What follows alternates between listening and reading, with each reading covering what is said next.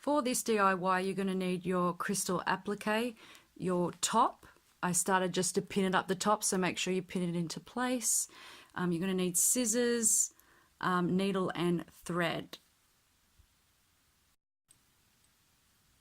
Next step, you're going to grab your scissors and we're going to cut around the crystals here because we don't need this excess mesh for this. Okay guys, so we've cut out the applique.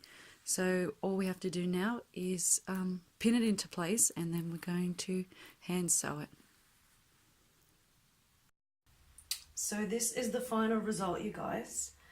And I'm just filming this in the sunlight. Check out this shimmer, shimmer, shimmer, shimmer, shimmer. So amazing. If you want to see more of this kind of DIY, please comment below.